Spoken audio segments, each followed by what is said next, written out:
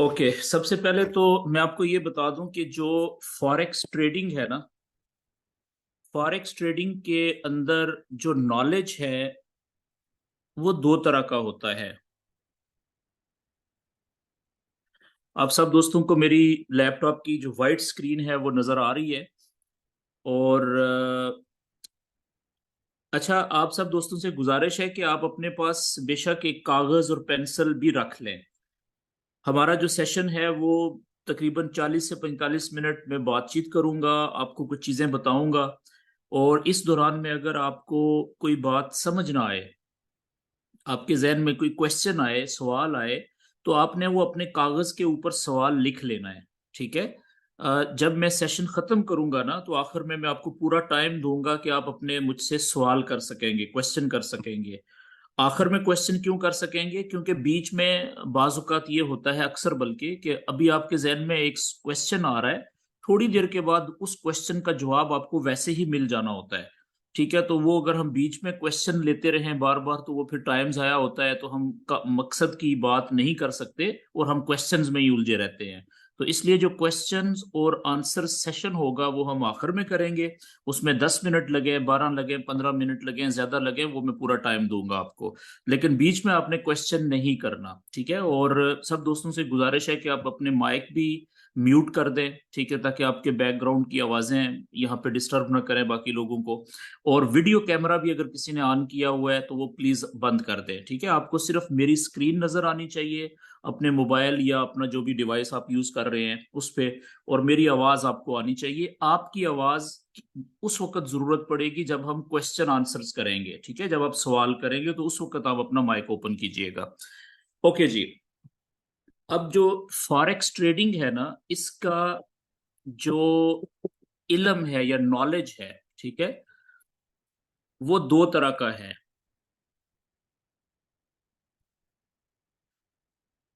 पहला जो किस्म है उसको हम कहते हैं टेक्निकल नॉलेज।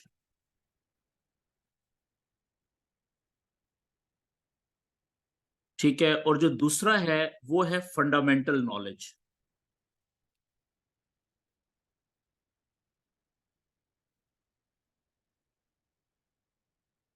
Fundamental knowledge. अच्छा, जो फंडामेंटल है ना, दूसरा, ठीक है, फंडामेंटल का मतलब क्या होता है? न्यूज, यानी खबरें। ऐसा नॉलेज जो खबरों के मुतल्लिक है।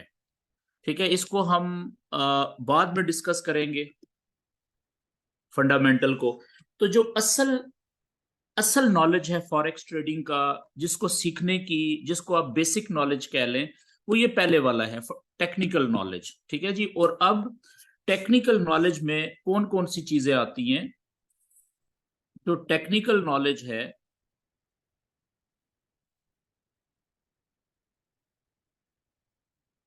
उसमें सबसे पहले तो आता है प्राइस एक्शन, जो आज हमारा टॉपिक है। प्राइस एक्शन, उसके बाद हम पढ़ेंगे सपोर्ट एंड रेजिस्टेंस को।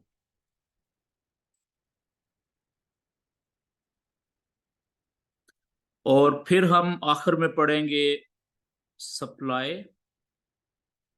एंड डिमांड को।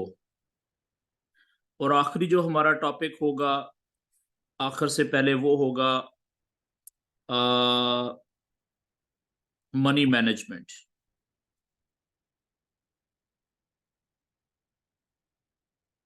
ठीक है जी। ये हमारे टॉपिक होंगे टेक्निकल नॉलेज के हेडिंग के अंदर। ये सारा टेक्निकल नॉलेज है। तो इसमें हम जो प्राइस एक्शन है, इसके ऊपर हम 2 से 3 सेशन हमारे जाएंगे इसमें। ठीक है, हम सीखेंगे भी और साथ साथ लाइव चार्ट के ऊपर प्रैक्टिस भी करेंगे। 2 से 3 सेशन इसमें लगेंगे। सपोर्ट और रेजिस्टेंस जो है, इसमें 2 सेशंस जाएंगे हमारे। और जो सप्लाई और डिमांड है, इसमें भी 2 सेशंस जाएंगे। और जो मनी मैनेजमेंट है, और प्लस इसमें हम जो फंडामेंटल नॉलेज है, न्यूज का नॉलेज, फंडामेंटल नॉलेज, ठीक है, इसमें हमारा एक सेशन रहेगा। तो ये टोटल मिला के 4, 5, 6, 7 तकरीबन 8 से, टोटल हमारे 8 से 10 सेशन होंगे जी इस बैच के। तो उसमें ये सारी चीजें कवर हो जाएंगी इस सीक्वेंस के साथ। तो अभी आज हम स्टार्ट कर रहे हैं प्राइस एक्शन से। अच्छा, ये नॉलेज जो हम 8 से 10 सेशन जब हम ले चुकेंगे, ठीक है, इसके बाद हम किस काबल हो जाएंगे? जब हमारे ये 8 से 9 या 10 सेशन खत्म होंगे, अगर आपने प्रॉपर तरीके से समझा, जैसे मैं सिखाने की कोशिश करूंगा, समझाने की कोशिश करूंगा जितना मुझे आता है थोड़ा बहुत, अगर आपने उसको वैसे ही समझा भी, और जो मैं साथ साथ कहूंगा आपको कि आपने ये प्रैक्टिस करनी है, होमवर्क करना है, अगर वैसे आप प्रैक्टिस करेंगे, ठीक है, तो ये 8 से 10 सेशंस लेने के बाद आप इस काबिल हो जाएंगे कि आप ये नॉलेज अप्लाई करके अपने चार्ट्स के ऊपर सही जगह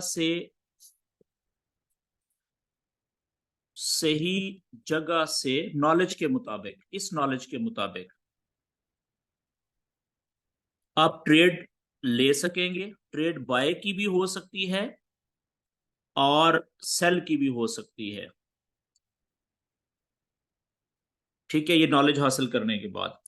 और अगर दूसरी बात, एक एक तो सही जगह का आपको पता चल जाएगा नॉलेज के मुताबिक कि बाय की या सेल की ट्रेड लेने वाली सही जगह कौन सी है, कहां से बाय की ट्रेड लेनी चाहिए या कहां से सेल की ट्रेड लेनी चाहिए, एक बात।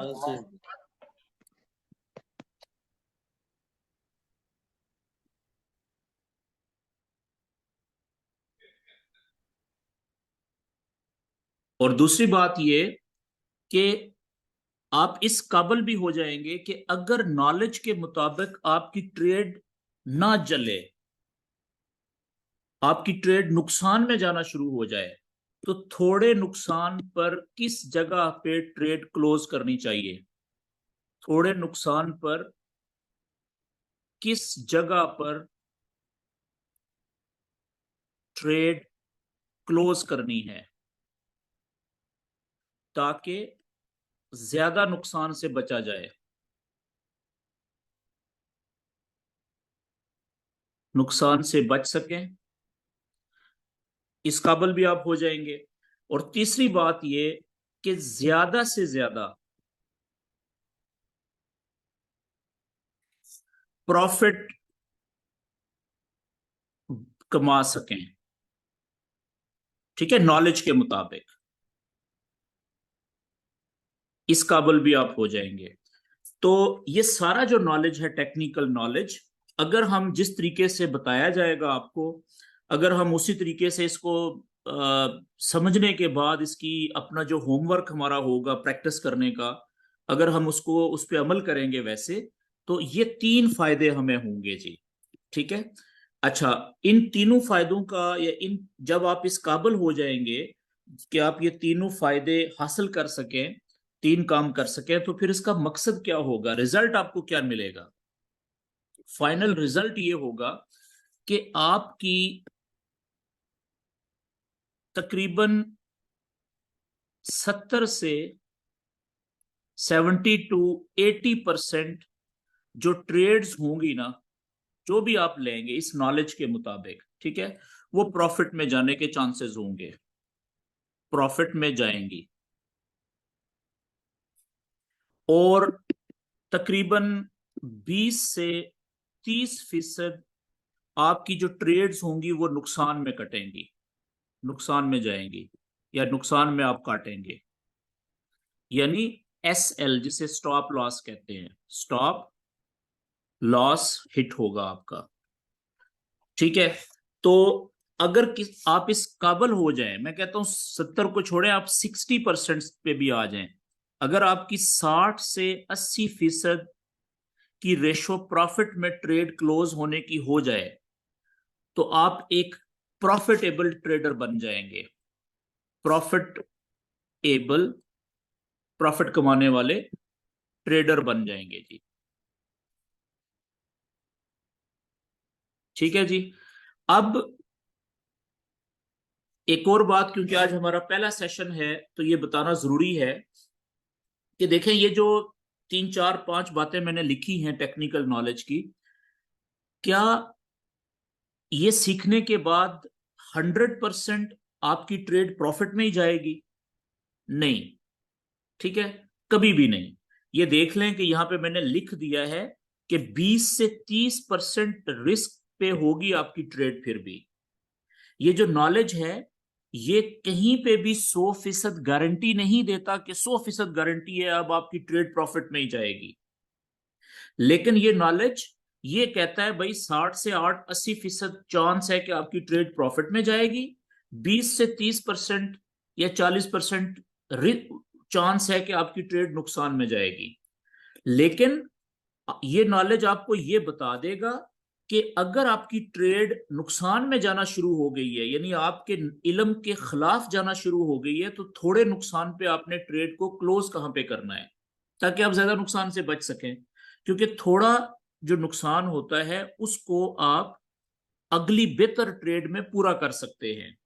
ऐसा ही है ना, अगर बहुत ज्यादा नुकसान हो जाए या सारे पैसा ही उड़ जाए तो फिर तो आप किधर से पूरा करेंगे? तो ये सारी चीजें इस नॉलेज को हासिल करने के बाद हम हासिल कर सकते हैं।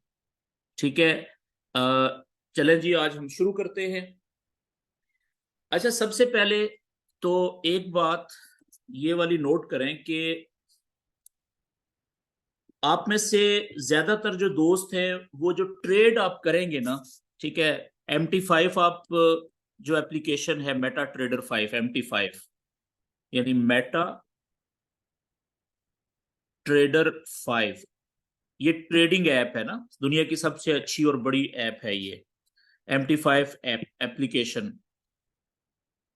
आप में से सभी दोस्तों ने ये अपने मोबाइल के ऊपर डाउनलोड कर ली होगी।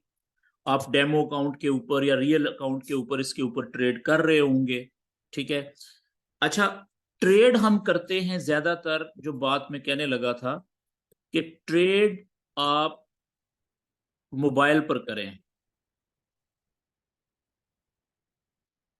या लैपटॉप पर करें, आपकी मर्जी है। ठीक है, MT5 मोबाइल पे भी डाउनलोड हो जाता है, आप अपने लैपटॉप पे भी डाउनलोड कर सकते हैं। लेकिन जो इंपॉर्टेंट बात है कि जितना भी आपने अपने चार्ट्स के ऊपर नॉलेज अप्लाई करना है ना, अपने चार्ट्स पर नॉलेज हमेशा लैपटॉप, कंप्यूटर या टैबलेट पर अप्लाई करें। क्यों? क्योंकि मोबाइल की स्क्रीन छोटी होती है, उसके ऊपर जो नॉलेज आप सीखेंगे वो अप्लाई करेंगे तो आपको आप कंफ्यूज होते रहेंगे, प्रॉपर नॉलेज सही जगह आपको समझ नहीं आएगी। वही नॉलेज जब आप बड़ी स्क्रीन के ऊपर चार्ट खोल के उस पर अप्लाई करेंगे तो आपको समझ भी अच्छी आएगी और वो अप्लाई भी ठीक होगा। ठीक है जी।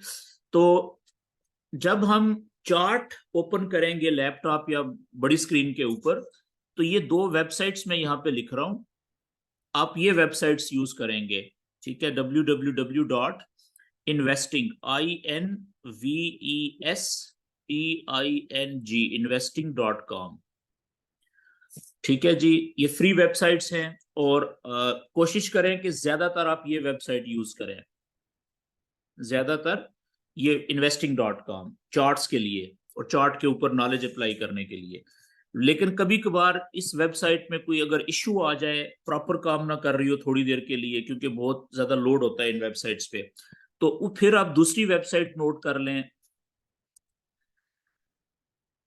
Trading view, TRADING, trading VIEW व्यू.com।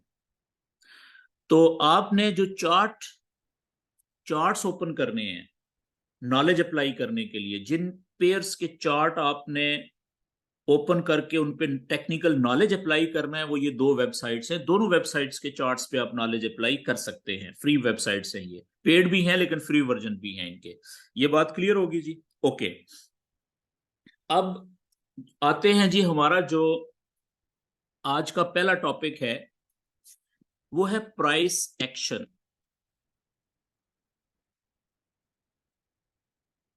Price action का मतलब फॉरेक्स में आपको पता है ना कि जो प्राइस है इसका मतलब होता है कैंडल। कीमत का मतलब फॉरेक्स में क्या होता है? कैंडल्स। क्योंकि कैंडल्स ही जब मूव होती हैं, ऊपर जाती हैं, तो कीमत ऊपर जाती है किसी भी चीज की। और कैंडल्स जब नीचे जाती हैं तो कीमत नीचे जाती है। तो प्राइस का मतलब फॉरेक्स में कैंडल्स। ठीक है जी।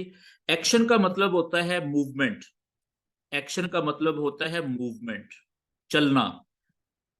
ठीक है, तो मतलब क्या हुआ प्राइस एक्शन का कि कैंडल्स यानी कीमत कैसे मूव करती है, चलती है। कैंडल्स कैसे, या प्राइस या कीमत कैसे मूव करती है। ठीक है जी। तो देखिए, ये बात याद रखने वाली है कि ज्यादातर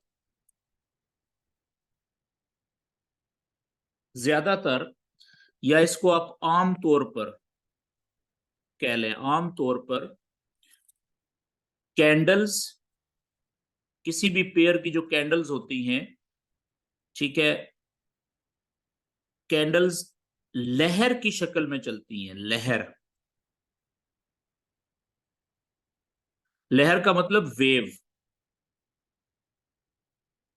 वेव की शक्ल में चलती हैं।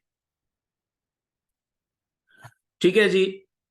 अब वेव की शक्ल क्या होती है? जो लहर होती है ना, वेव, वेव जिसको उर्दू में लहर कहते हैं, तो उसकी शक्ल कुछ इस तरीके से होती है ना ये। ठीक है, यानी कि अगर ऊपर से नीचे आई कैंडल, या तो नीचे से फिर थोड़ी ऊपर भी जाएगी, फिर वापस ऊपर से नीचे आएगी। तो जो लहर है उसकी शक्ल कुछ इस तरीके से बनती है।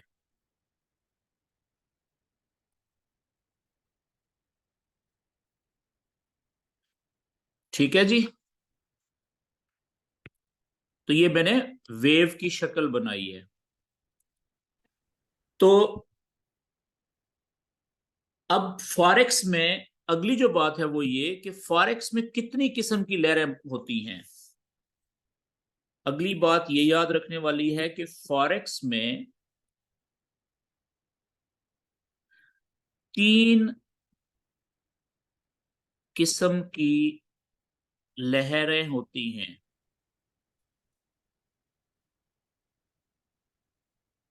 यार ये मेरी स्क्रीन पे तो लाइनें मत लगाओ भाई।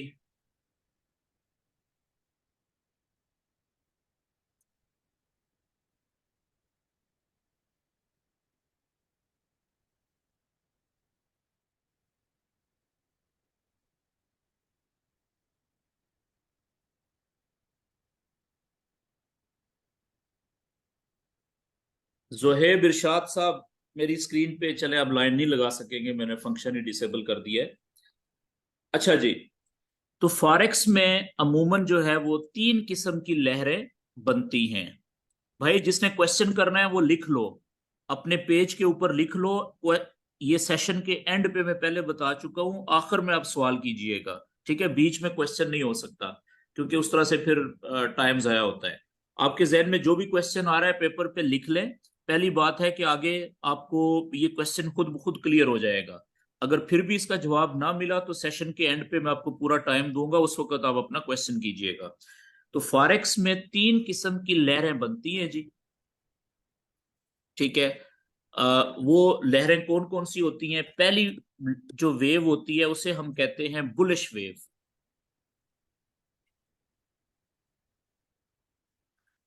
Bullish wave. ठीक है। बुलिश वेव जो है वो,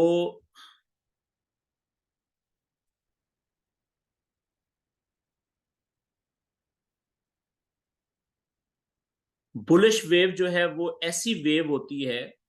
अच्छा, अब समझने वाली बात है कि एक आम सेंस की बात है कि जो तीन किस्म की वेव्स बनती हैं वो कैसे, किस तरह की होंगी। सिंपल सी बात है कि एक वेव तो ये जो मैंने बना दी है आपके सामने, इस तरह की हो सकती है। दूसरी वेव इस तरीके से जो इस तरह से ऊपर जा रही हो, इस तरीके से ये हो सकती है। और तीसरी वेव जो ऊपर से नीचे जा रही हो, इस तरीके से हो सकती है। ठीक है, तो ये तीन वेव्स हैं। एक वेव जो ऊपर जाती है, नीचे से शुरू होकर ऊपर जाती है। दूसरी वेव जो ऊपर से शुरू होकर नीचे की तरफ जाती है। और तीसरी वेव जो जमीन के ऊपर बराबर चलती है, ना ऊपर ना नीचे। ये तीन वेव्स होती हैं। ठीक है, सिंपल। तो अब इसको हम डिटेल में जरा स्टडी करेंगे कि ये जो तीन वेव्स बनती हैं, इनके नाम क्या होते हैं। पहली वेव होती है जी बुलिश वेव। बुलिश वेव कौन सी है? ऐसी वेव जो नीचे से शुरू होकर, नीचे से शुरू होकर ऊपर की तरफ जाती है। ठीक है, उसको हम बुलिश वेव कहते हैं। ये जो बुलिश, बुल जो लफ्ज है ना, बुलिश का बुल, बुल का मतलब है वो जो बुल फाइट आपने देखी होगी, जो जानवर होता है, बैल होता है, जंगली बैल, बड़े सींगों वाला। तो उसकी नेचर, उसकी फितरत में हमला करना होता है। ठीक है, अटैक करना होता है। तो ये लफ्ज बुलिश वहां से लिया गया है। ठीक है, बुल फाइट से, बुल से।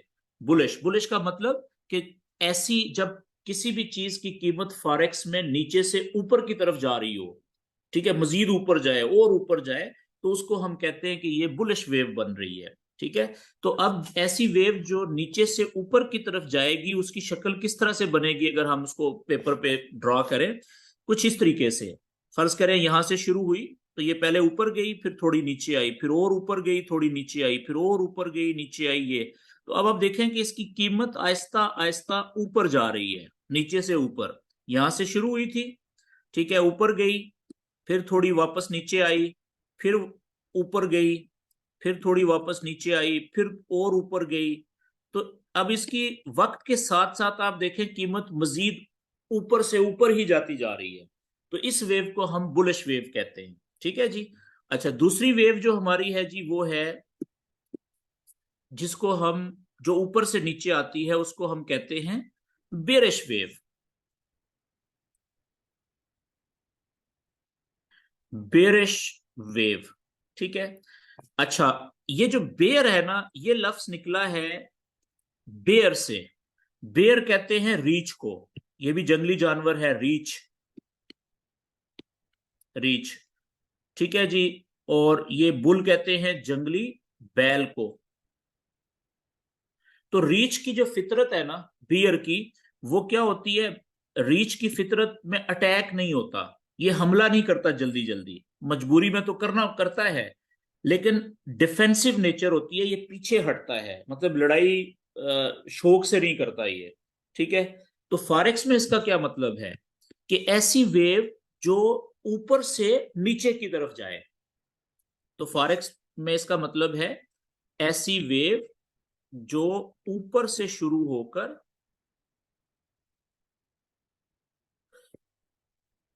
नीचे की तरफ जाए। ठीक है जी, उसे हम बेरिश वेव कहते हैं। अब आप देखें कि ऐसी वेव जो ऊपर से शुरू हो और नीचे की तरफ जाए, वो कैसी होगी? मिसाल के तौर पे ऊंचाई से शुरू हुई इस जगह से, तो यहां से ये नीचे की तरफ जाएगी, गई नीचे, फिर थोड़ा सा ऊपर आएगी वापस, फिर और मजीद नीचे जाएगी, फिर थोड़ा सा ऊपर आएगी, फिर और मजीद नीचे जाएगी, फिर ऊपर आएगी, फिर मजीद नीचे जाएगी। तो अब देखें, वक्त के साथ साथ इसकी कीमत नीचे ही जा रही है। ठीक है, तो इसको हम बेरिश वेव कहते हैं। अच्छा जी, क्योंकि हमने, ये बड़ा इंपॉर्टेंट टॉपिक है, तो इसको डिटेल में हम आगे पढ़ेंगे। तो अभी मैं सिर्फ आपको इस पेज के ऊपर सिर्फ बता रहा हूं कि फर्क क्या होता है इन वेव्स में, बुलिश वेव और बेरिश वेव। और तीसरी वेव जो है उस वो होती है sideways. Sideways, sideways का मतलब होता है दोनों तरफ में जो बराबर चलती है, साइड वेज वेव। ये कौन सी वेव होती है जो ना ऊपर जाती है ना नीचे जाती है? तो वो कौन सी होगी? जो बीच में रहती है। यानी कि एक कदम फर्ज किया ऊपर गई, तो पता चला कि एक कदम वापस, अगर इतनी ऊपर गई थी तो वहां से वापस उतनी ही नीचे आ जाएगी। फिर जितनी ऊपर जाएगी उतनी वापस नीचे आ जाएगी। जितनी ऊपर गई उतनी ही वापस नीचे आ गई। अब आप देखें कि ये दूर से देखने में ऐसे लगेगा कि ना ये ऊपर जा रही है ना नीचे जा रही है। ठीक है, तो इस तरह की वेव को हम साइड वेज कहते हैं। साइड वेज का मतलब जितनी एक ऊपर गई उतनी वापस नीचे आ गई। ठीक है जी। तो साइड वेज को दूसरा नाम कंसोलिडेशन भी है। कंसोलिडेशन वेव, कंसोलिडेशन का मतलब होता है रेस्ट करने वाली वेव। ठीक है, ये हम आगे डिटेल में पढ़ेंगे। ओके जी। अब हम थोड़ा सा इसके जो टेक्निकल एस्पेक्ट्स हैं इन तीनों वेव्स के, उनको जरा डिस्कस कर लेते हैं, जो बहुत इंपॉर्टेंट हैं। ठीक है जी।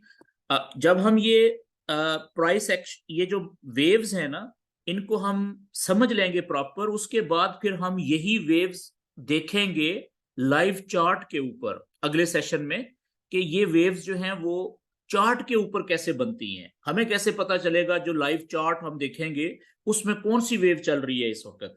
ठीक है, फिर ट्रेड उसके हिसाब से हम, हमें कैसे पता चलेगा कि अभी ट्रेड कौन सी लेनी चाहिए। ये सारी चीजें इसमें हम आगे देखेंगे। ओके जी। सबसे पहले जो बुलिश वेव है ना, पहले नंबर पे, इसको थोड़ा सा डिटेल में अब डिस्कस कर लेते हैं। बुलिश वेव,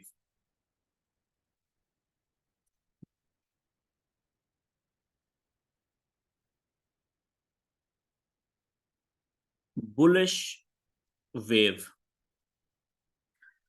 ये बात तो हमें पता चल गई कि ये नीचे से शुरू होती है और ऊपर की तरफ जाती है। ठीक है जी। तो अब इसको थोड़ा सा मजीद डिटेल में हम पढ़ते हैं कि देखें, नीचे से मुराद, फर्ज करें कि यहां से ये वेव शुरू होती है। ठीक है जी। और यहां से पहली छलांग ये ऊपर की तरफ लगाएगी, और जिस जगह पे ये रुकेगी यहां पे, ठीक है, अब जहां से ये शुरू हुई थी इसको हम कहेंगे, इस जगह को लो, ये लो पॉइंट है जिस जगह से शुरू हुई। और जिस जगह के ऊपर ये छलांग लगा के रुकी, इस जगह को हम क्या कहेंगे, हाई, ऊंचा। ये नीचा नीचे थी, ये अब ऊपर की तरफ आई है। ठीक है। तो अच्छा यार, अपना माइक ओपन कर लो भाई, जो हाथ खड़े कर रहे हो, आईफोन वाले भाई साहब, क्या कहना चाह रहे हैं आप? ये लें जी, मैं आपको इजाजत दे रहा हूं, आप अपना माइक अनम्यूट करें, आप क्वेश्चन करें, क्या कहना चाह रहे हैं?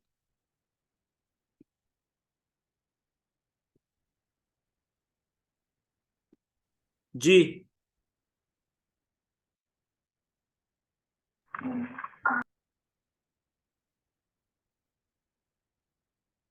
अच्छा, वैसे तो फिर नहीं करे ना बाप जी, कुछ कहना चाह रहे हैं, सर जल्दी वो बोले ना। गलती से हो गया था। ओके। ओके।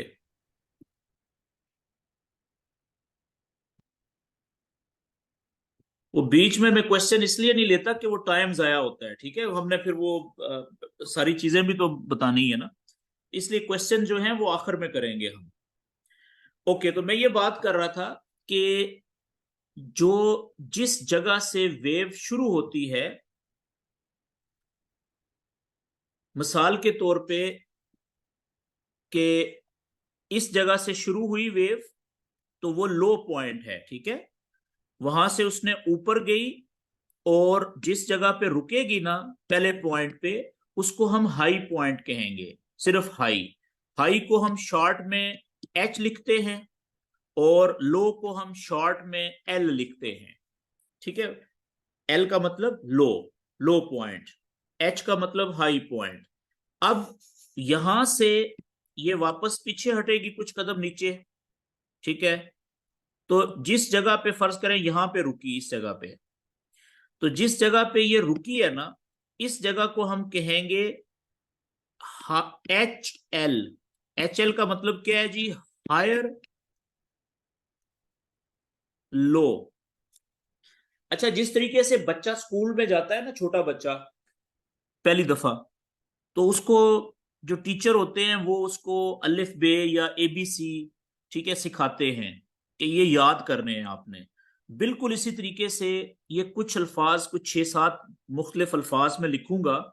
जैसे एल हो गया, low, low point, high point, higher low. इस तरह के 6-7 लफ्ज हैं प्राइस एक्शन में, वो आपने हमें याद करने हैं, ठीक है ना, समझ के, ताकि वो फिर सारी जिंदगी आपके काम आएंगे। तो ये समझ लें कि ये फॉरेक्स की एबीसी है, जो एक दफा आपने रट्टा लगा के याद कर लेनी है। 5-6 लफ्ज से ज्यादा नहीं है। अच्छा, हम बात कर रहे थे कि ये प्राइस शुरू हुई नीचे से। जिस जगह से शुरू हुई ये था लो पॉइंट, यहां से गई ऊपर, फर्ज करें यहां पे जाके रुकी। तो जिस जगह पे रुकी ऊपर उसको हम हाई पॉइंट कहेंगे। अब वहां से वापस नीचे आई कुछ कदम, ठीक है, कुछ कदम पीछे हटी है। कुछ कदम नीचे क्यों आई, पीछे क्यों हटी? क्योंकि लंबी छलांग लगा के, ताकि ऊपर जा सके, मजीद ऊपर, पिछला हाई जो पॉइंट है उससे भी ऊपर चली जाए, फर्ज करें यहां पे। तो अब देखें, ये तो पहला लो पॉइंट हो गया, ये वाला ऊपर जहां पे रुका था ये हाई पॉइंट हो गया। तो ये जब कुछ कदम पीछे हटी, यहां पे रुकी थी, तो इस पॉइंट को हम कहेंगे पिछले पहले लो से ऊपर वाला लो, हाई वाला लो, पहले लो से ऊपर वाला लो। तो इसको हम कहेंगे H L, higher low, H L. H L का मतलब मैंने आपको बता दिया, हायर लो, हायर लो, ठीक है, H L.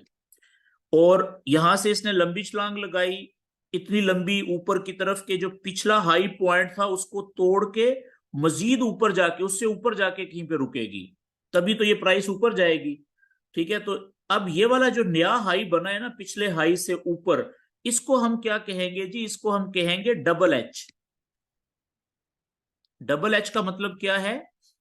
Higher high, higher high, यानी पिछले हाई से भी ऊंचा हाई। बाद में मैं ये साफ करके लफ्ज लिख भी दूंगा, पहले अभी मकसद समझ जाए, मतलब देने के, इसका जो कंसेप्ट है वो समझ जाए आप। अच्छा, अब ये फर्ज करें यहां से वेव फिर नीचे हटती है, आती है कुछ कदम। क्यों आ रही है नीचे? ताकि यहां पे रुके कहीं पे, और यहां से फिर लंबी छलांग लगाए ऊपर की तरफ, और पिछले हाई से ऊपर जाके कहीं पे नया हाई बनाए। तो अब ये जो नीचे जहां पे रुकी थी कुछ कदम पीछे हट के, ये कौन सा है? लो पॉइंट है ना, ये भी नीचे की तरफ है, लेकिन जो पिछला लो था, हायर लो, उससे हाई है। तो इसको हम कहेंगे कि ये है तो लो पॉइंट, लेकिन है पिछले लो से ऊपर। तो इस लो पॉइंट को भी हम कहेंगे हायर लो, एच एल। अब देखें, पिछला लो पॉइंट भी एच एल था, अगला भी जो उसके ऊपर बना है वो भी एच एल है, हायर लो ही है। और इसी तरीके से ऊपर जो पिछले हायर हाई से ऊपर नया हाई बना है, इसको भी हम एच एच ही कहेंगे, हायर हाई ही कहेंगे। ये बात क्लियर होगी जी?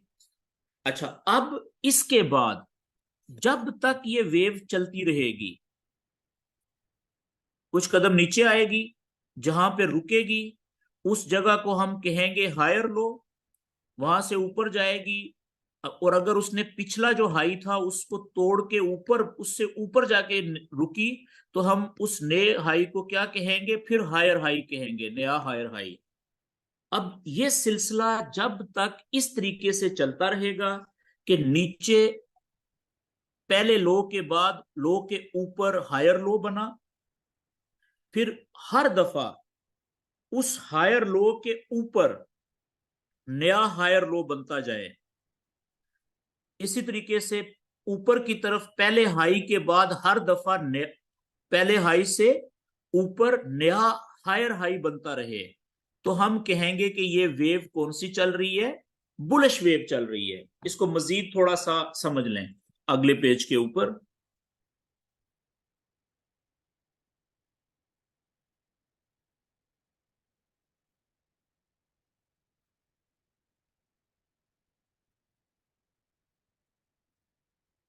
ओके जी, बस एक सेकंड मुझे दे दें जी, मैं दोबारा।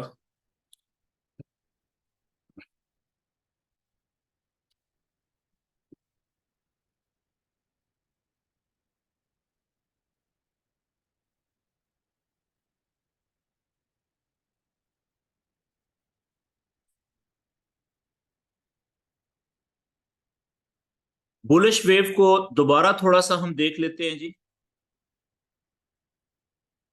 ताकि मजीद कंसेप्ट क्लियर हो जाए। कि ये ऐसी वेव होती है कि जो नीचे से शुरू होती है, यानी जिस जगह बेस से भी शुरू होगी वो लो पॉइंट ही होगा, उसको हम लो पॉइंट कहेंगे, लो। वहां से ये ऊपर जाती है, पहली दफा जहां पे रुकती है उसको हाई पॉइंट कहते हैं। फिर हाई से कुछ कदम पीछे हटती है, ऊपर से नीचे की तरफ जाएगी, ठीक है। और जहां पे भी रुकेगी वो पिछले लो से ऊपर ही रुकेगी, पिछले लो के बराबर में नहीं जाएगी। जहां पे रुकेगी उसको हम कहेंगे हायर लो, यानी पिछले लो से ऊपर एक नया लो बना है, लेकिन पिछले लो से हायर है, ऊंचा है। वहां से फिर लंबी छलांग ऊपर की तरफ लगाएगी और पिछले हाई को तोड़ के पिछले हाई से ऊपर कहीं पे भी एक नया हाई बनाएगी, उसको हम नए हाई को हायर हाई कहेंगे, डबल एच। ठीक है जी। फिर इसी तरीके से ये सिलसिला अब आगे जारी रहेगा, जब तक भी जारी रहेगा। नीचे की तरफ कुछ कदम हटेगी तो जहां पे रुकेगी उसको हम कहेंगे हायर लो, नीचे। वहां से लंबी छलांग ऊपर की तरफ लगाएगी और पिछले हाई को तोड़ के ऊपर जाएगी, और ऊपर जहां पे भी रुकेगी हम उस हाई को, हाई पॉइंट को, ऊंचे पॉइंट को नया हायर हाई बोलेंगे, डबल एच। ठीक है। तो जब तक ये सिलसिला इस तरीके से चलता रहेगा, यानी कुछ कदम जब नीचे उतरेगी, नीचे आएगी, तो पिछले हायर लो से ऊपर ही रुकेगी कहीं पे भी, चाहे यहां पे रुक जाए इतना ऊपर, चाहे यहां पे रुके, यहां पे रुके, यहां पे रुके, यहां पे रुके। ठीक है। तो जब तक नया हायर लो पिछले हायर लो से ऊपर बन रहा है, हम कहेंगे कि ये सीक्वेंस बरकरार है, बुलिश वेव चल रही है। और जब तक अगला जो हायर हाई है, अगला हाई पॉइंट पिछले हाई पॉइंट से ऊपर बनता रहेगा, हम कहेंगे कि ये बुलिश वेव चल रही है। तो यहां से फिर लंबी छलांग ऊपर, पिछले हाई से ऊपर रुकेगी कहीं पे, उस हाई पॉइंट को हम नया हायर हाई कहेंगे। फिर वहां से नीचे, ठीक है, जहां पे रुकी हायर लो, फिर वहां से लंबी छलांग पिछले हाई से ऊपर हायर हाई। तो अब आप देखें कि बुलिश वेव जो थी वो शुरू कहां पे हुई थी? शुरू हुई थी लो पॉइंट से, नीचे एल से, ठीक है, लो पॉइंट से पहली दफा रुकी थी, ऊपर छलांग लगा के हाई पॉइंट पे। उसके बाद पहले लो और पहले हाई के बाद नीचे जो लो बना उसको हम हायर लो कहेंगे, और ऊपर जो हाई बनेगा पिछले हाई से ऊपर उसको हम हायर हाई कहेंगे। अब जब तक नीचे हायर लो और ऊपर हायर हाई बनते रहेंगे, ने नीचे हायर लो ऊपर ने हायर हाई, तो हम कहेंगे कि ये बुलिश वेव चल रही है। हमें नहीं पता ये कब तक चलेगी। ये हो सकता है कई घंटे तक चले, हो सकता है कई दिनों तक चलती रहे, कई हफ्तों तक चलती रहे, बाज औकात कई कई महीनों तक भी चलती रहती है। मेरी बात समझ गए हैं? तो ये बुलिश वेव है। ठीक है। अच्छा, अब जब तक बुलिश वेव जारी रहेगी, जब तक बुलिश वेव इस तरीके से चलती रहेगी, याद रखने वाली बात है कि बुलिश वेव में हम सिर्फ और सिर्फ बाय की ट्रेड लेते हैं जी।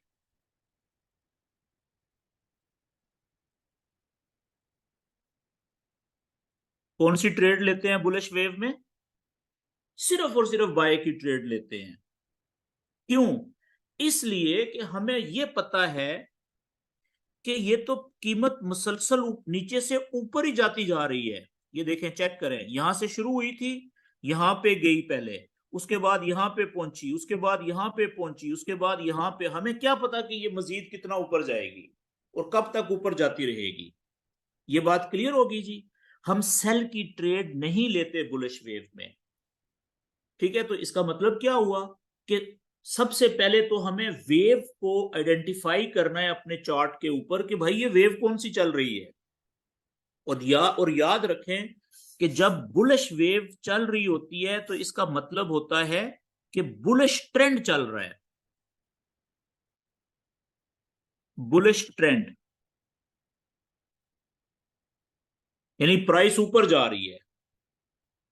और बुलिश ट्रेंड का मतलब है कि ज्यादातर जो लोग हैं वो सिर्फ बाय की ट्रेड लेने में इंटरेस्टेड हैं।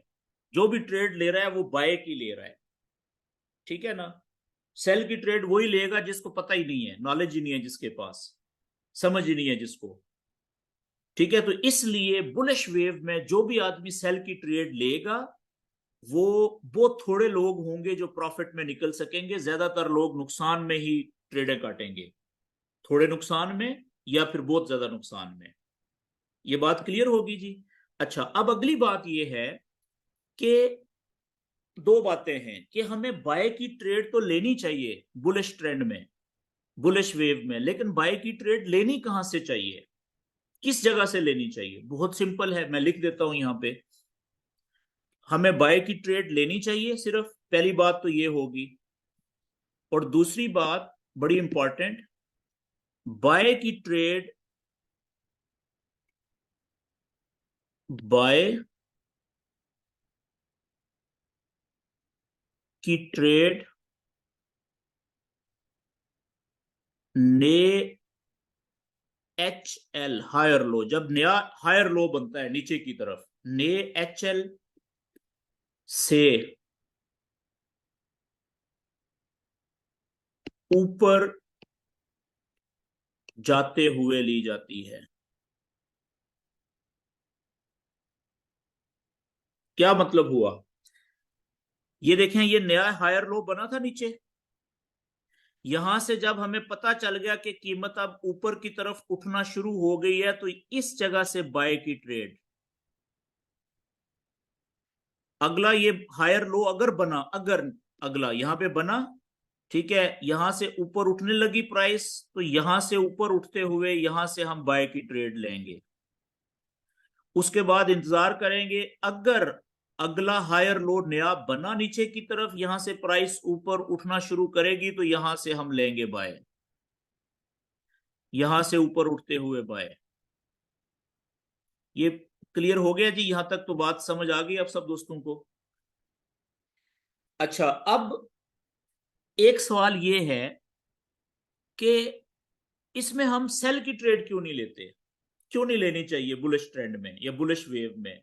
सिंपल सी बात है भाई, कि यहां पे जो मैंने नक्शा बनाया है ना, कि ये वेव इस तरीके से चलती है, नीचे से ये इस तरीके से, यहां पे मैंने एक चीज का ख्याल रखा है कि ये लो पॉइंट और ये हाई पॉइंट और ये हायर लो नीचे, अगला हायर लो देखें मैंने इसे थोड़ा सा ऊपर बनाया है तरतीब से, उससे अगला हायर लो यहां पे बनाया है, लेकिन ये तो मैंने हाथ से बनाया है ना। अब ये जो वेव मैंने हाथ से बनाई है, इसमें और जो वेव चार्ट के ऊपर बनेगी, कैंडल्स बनाएंगी, उसमें जमीन आसमान का फर्क होगा। वो जो चार्ट पे बनेगी वो इस तरीके से होगी, देखें इस तरीके से भी हो सकती है, यहां से शुरू हुई, ये लो पॉइंट है, ये हाई बना, उसके बाद थोड़ा सा नीचे आया, यहां पे रुका, यहां पे हायर लो बना दिया, और यहां से लंबी छलांग ऊपर ये इधर चला गया।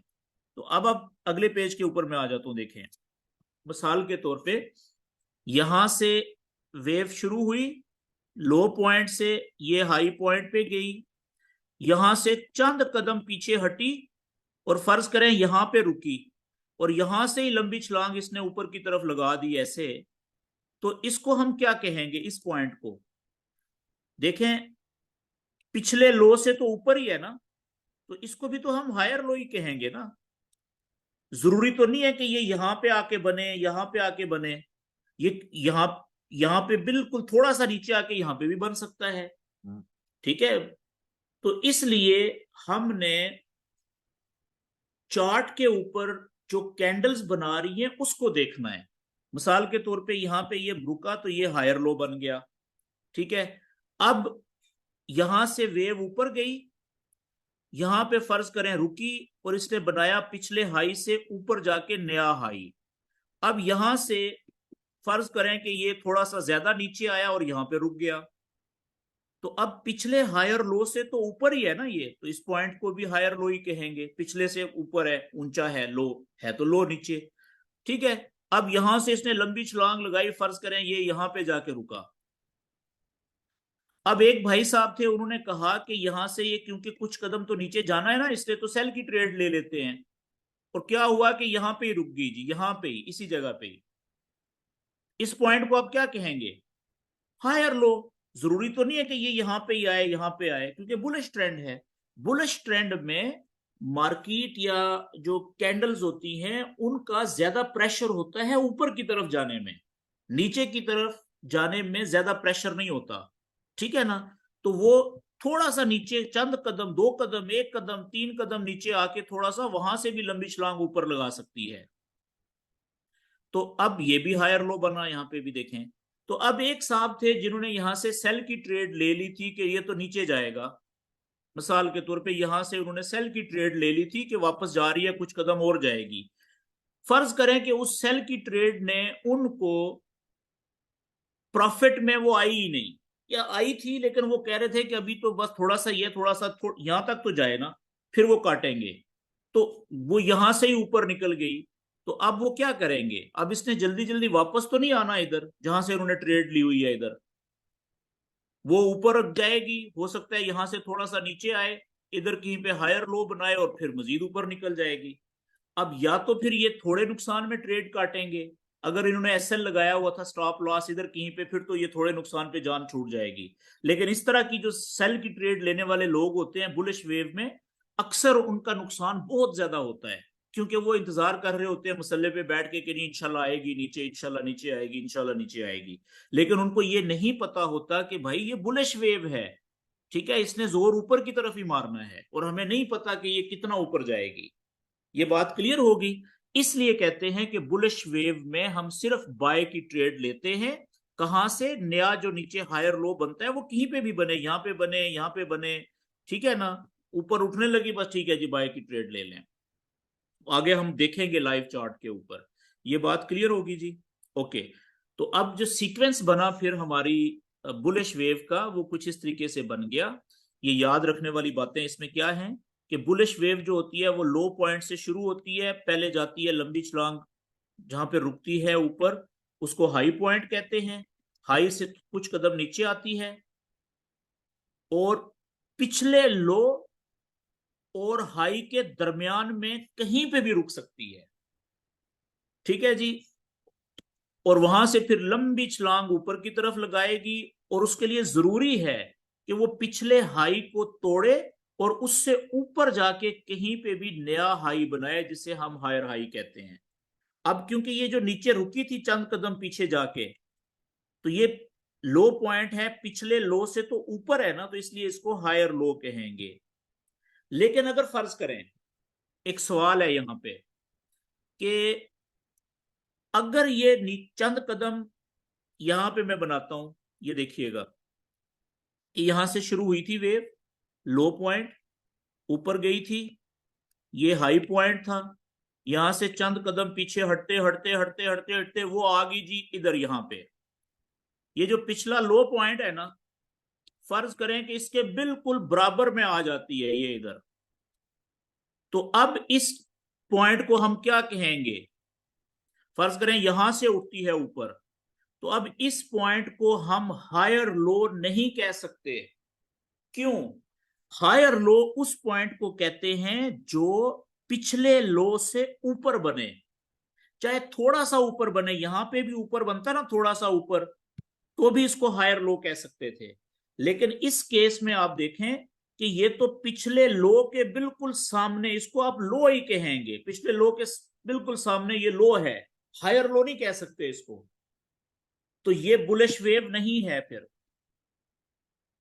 ये बुलिश वेव नहीं है, क्योंकि बुलिश वेव के लिए जरूरी है कि पहले लो के बाद अगला जो लो है वो पहले लो से ऊपर होना चाहिए, बेशक थोड़ा ऊपर हो, उससे अगला लो उससे भी ऊपर होना चाहिए, उससे अगला लो उससे ऊपर होना चाहिए, और वो जो नीचे लो बन रहे हैं उनको हम हायर लो ही कहेंगे, क्योंकि वो ऊंचे लो होते हैं पिछले लो से ऊपर।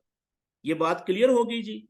इसी तरीके से मिसाल के तौर पे ऊपर वाला हाई का भी यही मामला है कि ये लो पॉइंट है, ये यहां से शुरू हुई वेव, यहां पे रुकी, ये हाई बना, अब यहां से चंद कदम पीछे आई, नीचे नीचे की तरफ तो रुक गई यहां पे। अब देखें पिछले लो से तो काफी ऊपर है, तो इसको तो हम हायर लो कहेंगे, ठीक है जी। यहां से ये ऊपर गई वेव, इसके लिए जरूरी था, बुलिश वेव होने के लिए जरूरी था कि इस हाई को, पिछले हाई को तोड़ के ये ऊपर जाती। फर्ज करें ये ऊपर नहीं जाती, पिछले हाई के बिल्कुल सामने ही जाके रुक जाती है, या उसके थोड़ा सा नीचे रुक जाती है यहां पे, और यहां से नीचे आ जाती है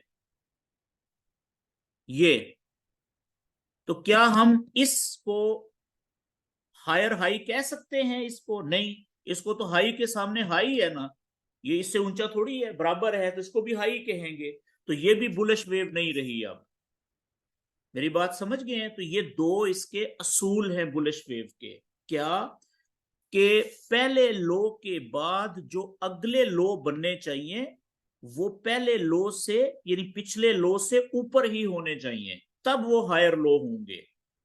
पिछले लो से ऊंचे लो, तब इसीलिए तो उसको हायर लो कहते हैं, यानी हायर का मतलब पिछले से हाई, ऊंचा लो, ठीक है। इसी तरीके से ऊपर की तरफ जाते हुए पिछले हाई को के ऊपर कहीं पे, चाहे थोड़ा सा ऊपर क्यों ना हो, यहां पे ही हो, तब वो नया हाई बनेगा, हायर हाई, तब वो बुलिश वेव कहलाएगी। ये बात क्लियर होगी जी। आखिरी बुलिश वेव में, तो बुलिश वेव का जो सीक्वेंस होता है वो क्या होता है कि ये लो पॉइंट से शुरू होती है, लंबी छलांग लगाती है, हाई पॉइंट पे रुकती है, वहां से फिर कुछ कदम वापस नीचे आती है, ये मैं रेड से लिख रहा हूं, ठीक है, चंद कदम वापस पीछे हटती है नीचे की तरफ, जहां पे रुकती है उस पॉइंट को हम कहते हैं हायर लो। फिर हायर लो से लंबी छलांग ऊपर की तरफ लगाती है और पिछले हाई से ऊपर जाके नया हाई बनाती है, जिसे हम हायर हाई कहते हैं, ठीक है। हायर हाई से फिर चंद कदम नीचे की तरफ आती है और नीचे जहां पे रुकती है उस पॉइंट को हम हायर लो कहते हैं। शर्त यह है कि पिछले लो से ऊपर होना चाहिए वो, वहां से फिर लंबी छलांग ऊपर और नया हायर हाई।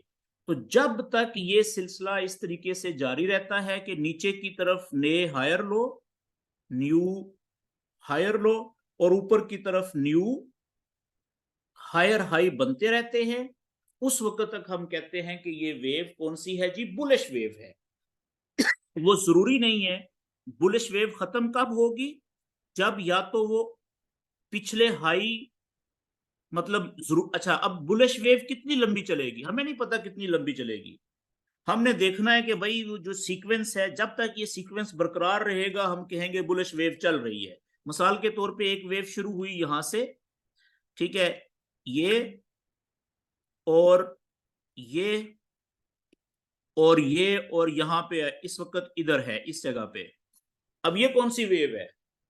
हमने देखना है कि भाई ये लो पॉइंट हो गया, यहां से ये हाई पॉइंट हो गया, ठीक है, और यहां से वापस नीचे आई थी तो ये हो गया, पिछले लो से ऊपर है, ये हायर लो हो गया, यहां तक तो ठीक है। अब इसके लिए जरूरी था ना बुलिश वेव के लिए कि हायर लो से ऊपर जाती, ठीक है, हायर लो से ऊपर जाके कहीं पे नया इस हाई को क्रॉस करके ऊपर जाके कहीं पे ये बनाती ना, तब ये बुलिश वेव होनी थी, नया हाई ऊपर बनता। तो ये तो यहां पे बन गया, ये तो पिछले हाई से भी नीचे है, तो इसको हम लो तो कह सकते हैं, पिछले हाई से नीचे। तो ये बुलिश वेव यहां पे खत्म हो गई है जी, यहां पे खत्म, किस्सा खत्म, ठीक है, अब बुलिश वेव नहीं रही। सिंपल।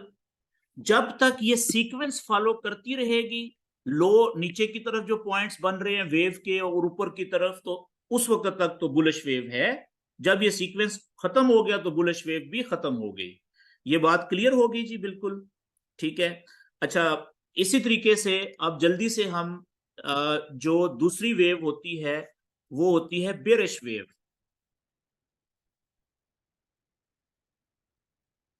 जो ऊपर से नीचे आती है, बहुत सिंपल है। ये वेव जहां से भी शुरू होती है, जिस पॉइंट से भी, वहां से नीचे की तरफ दौड़ लगाती है। पहली छलांग ही इसकी नीचे की तरफ होती है। तो इसका मतलब है जो जहां से शुरू हुई इसको हम हाई पॉइंट कहेंगे, जहां पे ये पहली दफा रुकेगी इसको हम लो पॉइंट कहेंगे। ठीक है, अब यहां से ये जाना तो इसने मजीद नीचे है, ठीक है, लेकिन यहां से कुछ कदम ये ऊपर उठेगी और पिछले हाई और पिछले लो के दरमियान कहीं पे भी रुकेगी। मिसाल के तौर पे यहां पे रुकती है और यहां से फिर लंबी छलांग लगाती है नीचे की तरफ ऐसे। और जरूरी है इसके लिए कि पिछले लो को तोड़ के उससे नीचे कहीं पे जाके, चाहे थोड़ा नीचे या बहुत ज्यादा नीचे, जहां पे भी रुकेगी तो पिछले लो से नीचे जो लो बनेगा उसको लोअर लो कहेंगे। क्या? डबल एल, लोअर लो। और पिछले हाई से नीचे जो हाई बनेगा यहां पे जो रुकी थी इसको हम कहेंगे एल एच। एल एच का मतलब है लोअर हाई। ये है तो ऊंचा है ये वाला पॉइंट, लेकिन पिछले हाई से नीचे है, लोअर हाई। समझ गए जी? अच्छा, अब यहां से ये चंद कदम इसने जाना तो ये जो लोअर लो बना है यहां से चंद कदम ऊपर उठेगी। लोग समझेंगे कि ये तो बाएं में जाने लगी है, हकीकत में ऐसा नहीं है, ये धोखा दे रही है, चंद कदम ही जाना है इसने ऊपर। ठीक है, कहीं कभी भी ये पिछला जो लोअर हाई था इसके बराबर नहीं पहुंचेगी कभी भी। अगर पहुंच गई इसका मतलब है कि ये बेरिश वेव खत्म हो गई है। ठीक है, उससे पहले ही रुकेगी नीचे ही कहीं पे, वहां से फिर लंबी छलांग लगाएगी नीचे की तरफ। लाजम है कि पिछले लो से नीचे जाके कहीं पे नया लो बनाए, उसको हम कहेंगे लोअर लो अगेन। और ऊपर वाले पॉइंट को ये लोअर हाई। फिर यहां से चंद कदम ऊपर हटेगी ताकि मजीद लंबी छलांग लगा के नीचे जा सके। तो जहां पे रुकेगी इस पॉइंट को हम, अगर वो पिछले लोअर हाई से नीचे है तो उसको लोअर हाई कहेंगे। फिर वहां से वो लंबी छलांग नीचे लगाएगी और पिछले लो से नीचे जाके कहीं पे रुकेगी, उसको भी लोअर लो कहेंगे।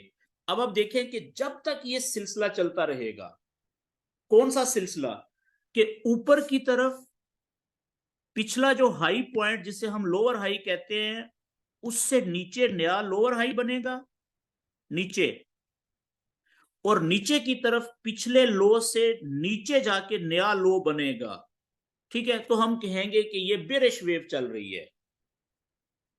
ठीक हो गया जी, सिंपल। इसमें भी वही फार्मूला कि बेरिश वेव खत्म कब होगी। मिसाल के तौर पे होता यह है कि ये वेव यहां से शुरू हुई, इधर आई, ये हाई पॉइंट था, ये लो पॉइंट बना, यहां से इधर गई, यहां पे रुकी तो पिछले हाई से तो नीचे है ना, तो लोअर हाई हो गया।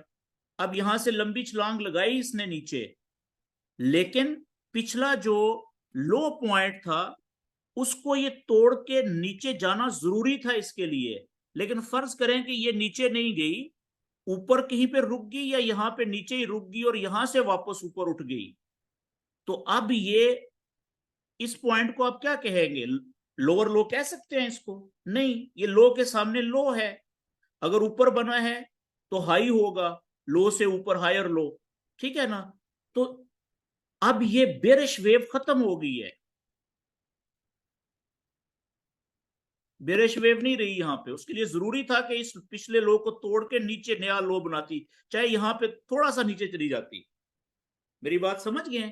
इसी तरीके से अगर ऊपर की तरफ जाते हुए, अगर यहां से ये देखें हाई, यहां से नीचे आई, ये हाई पॉइंट था, ये लो था, यहां तक ठीक है, यहां से ऊपर गई, ठीक है, और ये फर्ज करें पहली दफा यहां पे रुकी, लोअर हाई बना और वापस नीचे आई, ये लोअर लो बना पिछले लो से नीचे, यहां तक तो बेरिश वेव चल रही है। अब फर्ज करें यहां से गई ऊपर और इधर पिछले लोअर हाई से नीचे रुकना चाहिए था इसको, फर्ज करें ये इसके सामने या इसके ऊपर चली जाती है तोड़ के, तो अब यहां पे निकल के ना क्लोज हुई, तो अब ये कहानी खत्म हो गई है, ये बेरिश वेव नहीं रही अब। ये आगे हम इसकी प्रैक्टिस करेंगे। ये बात क्लियर हो गई जी? अच्छा, तो हम बेरिश वेव में कौन सी ट्रेड लेते हैं? याद रखने वाली बात है कि बेरिश वेव में, बेरिश वेव का मतलब क्या होता है? Bearish trend.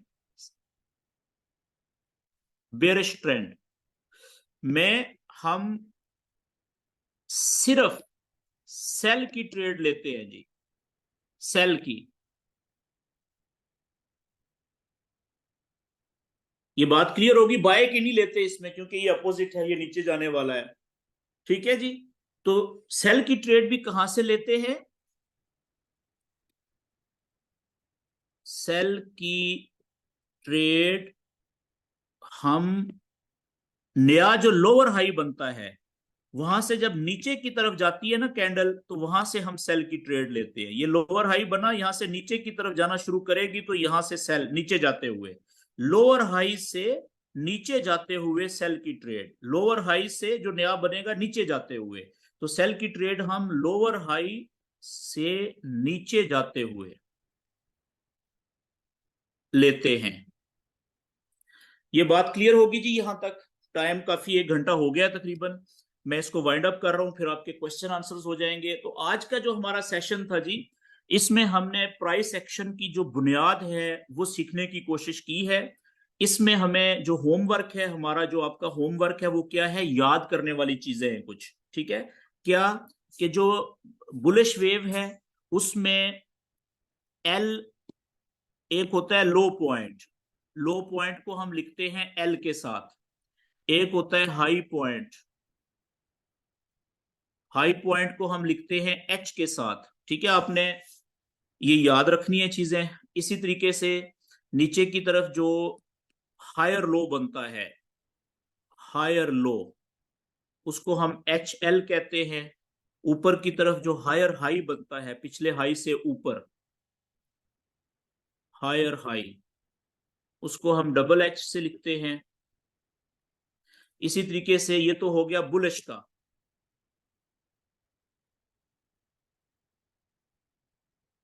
इसी तरीके से जो बेरिश वेव है उसमें हाई पॉइंट से शुरू हुई, लो पॉइंट ये तो सेम हो गए। ठीक है? उसमें जो लोअर हाई है, लोअर हाई, वो होता है एल एच। इसी तरीके से जो लोअर लो है उसको हम लिखते हैं डबल एल। ठीक है? ये है जी बेरिश। ये लो एच दोनों में सेम है, कॉमन है। एक तो आपने ये चीजें याद रखनी है जी। और याद रखने का तरीका क्या है कि कागज पेंसिल लेके आपने ये वेव्स बनानी है। ठीक है? तब आपको याद, इनके पॉइंट्स लिखें जैसे मैंने लिखा है, ताकि आपको ये याद रहे। ठीक है? कल हम क्या करेंगे कि यहां से ही आगे इस सिस्टम सिलसिले को आगे चलाएंगे। याद रखें कि ये, हो सकता है आप में से कुछ दोस्तों को ये बड़ी आसान लग रही हो ना अभी, आप सोच रहे होंगे कि यार ये तो बड़ी बुनियादी सी बातें हैं। भाईजान ऐसा ही है, आगे चल के आपको पता चलेगा कि बस ये असल चीज ही यही है, फॉरेक्स में यही कंसेप्ट है, यही नॉलेज है असल। ठीक है? रीढ़ की हड्डी है ये प्राइस एक्शन। ठीक हो गया जी? अब मैं रिकॉर्डिंग बंद करने लगा हूं भाइयों, क्योंकि घंटे से ऊपर हो गया है। और आप दोस्तों के माइक में करने लगा हूं जी ओपन, सब के मेरी तरफ से। आप अपने माइक अब खुद से म्यूट, सॉरी अनम्यूट कर सकते हैं, और क्वेश्चन जो करना चाहें तो वो क्वेश्चन कर सकते हैं जी, बारी बारी।